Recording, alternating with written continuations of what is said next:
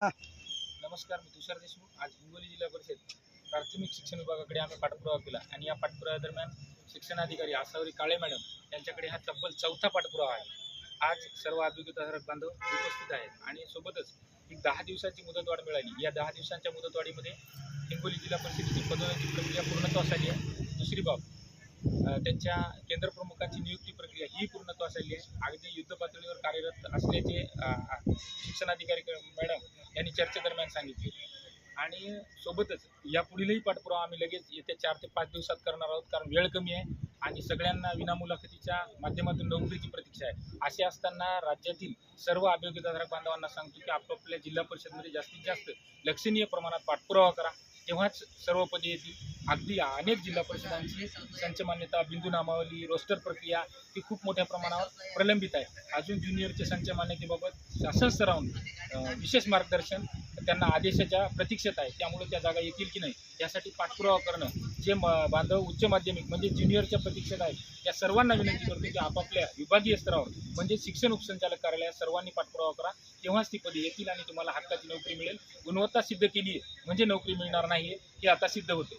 आज हिंगोली जिल्हा परिषद हे जवळपास चौथा पाठपुरावा आहे आणि या माध्यमातून इथं चांगल्यापैकी पदे येतील, परंतु अजूनही पाठपुरावा करावा लागेल. या 10 दिवसांच्या मुदतवाढीमध्ये ही जाहिरात येईल की नाही ही अजूनही आम्ही ठोस इथं सांगू शकत नाही, कारण त्यांची प्रक्रिया पूर्ण व्हायला अजून 8 ते 10 दिवसांचा कालावधी जाईल आणि मुदतवाढ फक्त 10 दिवसांची आहे. तेव्हा 4-5 दिवसांची मुदतवाढ मिळाली तरच ही प्रक्रिया पूर्ण होईल आणि परिणामी या जागा येतील.